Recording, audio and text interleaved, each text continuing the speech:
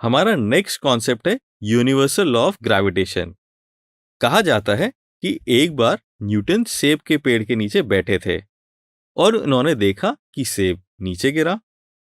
इसी बात की क्यूरियोसिटी कि सेब नीचे ही क्यों गिरा को स्टडी करते हुए न्यूटन ने यूनिवर्सल लॉ ऑफ ग्रेविटेशन को प्रपोज किया और इसी के आधार पर न्यूटन ने terrestrial gravitation and Kepler's law को भी एक्सप्लेन किया।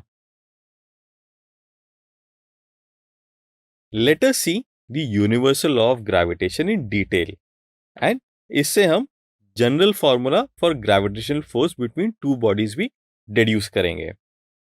सबसे पहले हम दो मासेस लेते हैं m1 एंड m2 और इन दोनों मासेस के बीच के डिस्टेंस को हम r ले लेते हैं।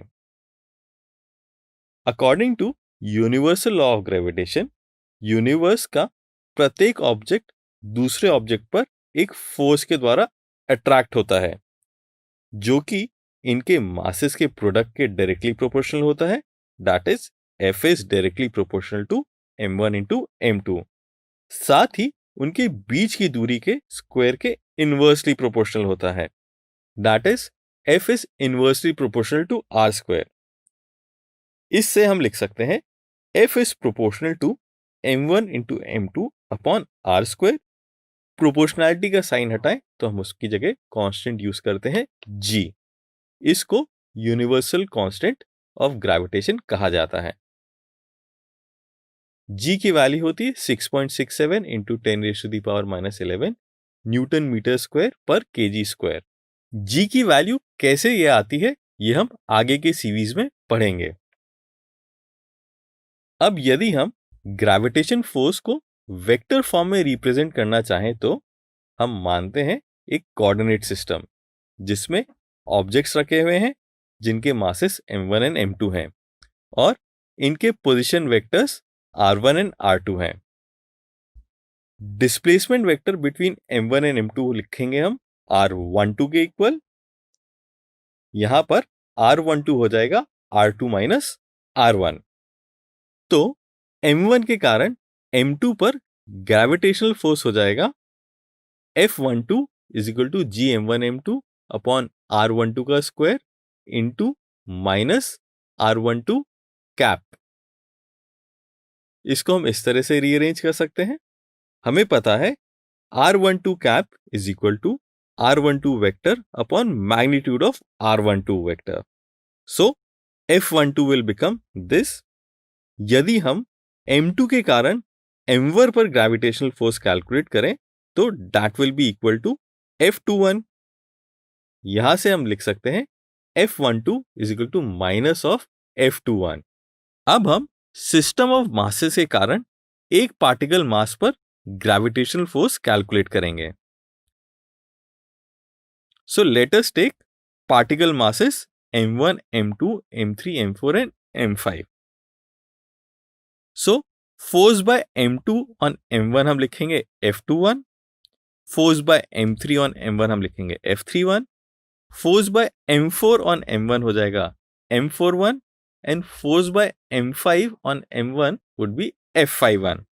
So net gravitation on particle 1 will be F1 net which will be equal to F21 plus F31 plus F41 plus F51। अगर F21, F31, F41, F51 की हम वेक्टर फॉर्म में वैल्यूज डालें तो F1 नेट की वैल्यू यह आ जाएगी।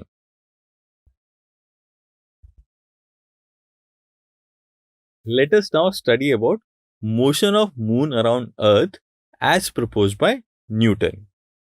Newton के अकॉर्डिंग अर्थ के चारों ओर RM रेडियस के ऑर्बिट में घूमते हुए मून का सेंट्रिपिटल एक्सेलरेशन अर्थ की ग्रेविटी के कारण होता है।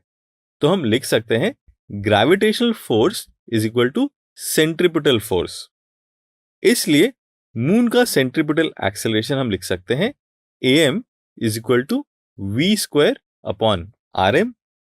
यहां पर v is speed of the moon and rm is the distance between the centre of the earth and moon. हम जानते हैं speed is distance upon time. So हम लिख सकते हैं v is equal to 2 pi rm upon t। यहां से M की वैल्यू आ जाएगी 4 pi square RM upon T square. It is known that radius of moon's orbit RM की वैल्यू है 3.84 into 10⁸ metre and time period of moon है approximately 2.36 into 10⁶ seconds which is 27.3 days. तो यहां से हम AM की वैल्यू निकाल सकते हैं जो कि आता है 2.72 इंटू 10⁻³ मीटर पर second square. So, if we find the ratio of Earth gravitation and acceleration of Moon around Earth, तो हमारे पास GE अपॉन AM आ जाएगा 3600. इसका मतलब है कि मून का एक्सेलरेशन अराउंड द अर्थ पर फ्री फॉलिंग ऑब्जेक्ट के एक्सेलरेशन से बहुत कम है. From this Newton concluded that distance increase करने पर अर्थ के ग्रेविटेशनल फोर्स का मैग्नीट्यूड डिक्रीज होता है.